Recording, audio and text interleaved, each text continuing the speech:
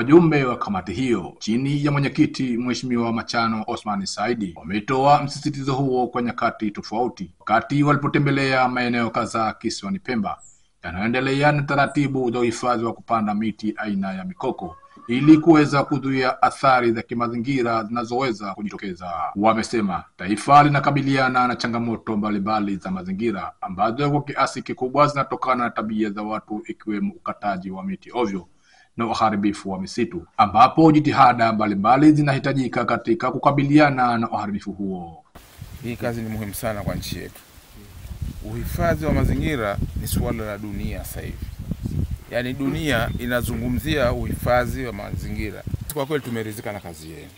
Tunawaomba msirudi nyuma. Wala msifanye kazi hii kwa hilba au kwa kuidanganya serikali.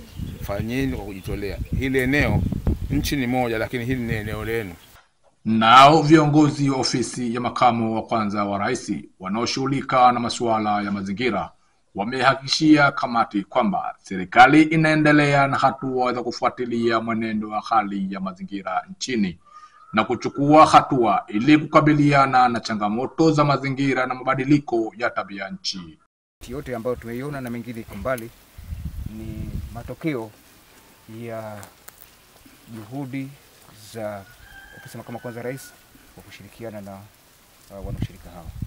Ni miti ambayo imeoteshwa kwa mikono ya wananchi. Kwa hiyo kwa serikali utaalamu wetu unatumika, na ndio mpaka sasa bado tunaendelea kutoa nguvu na tuko katika kulisajili hili eneo kwa ajili wananchi hawa waje wafaidike na hewa ya mkaa katika mauzo ya hewa ya mkaa. Nikiripoti kutoka kisiwani Pemba, ni mimi Maulid Hamisi.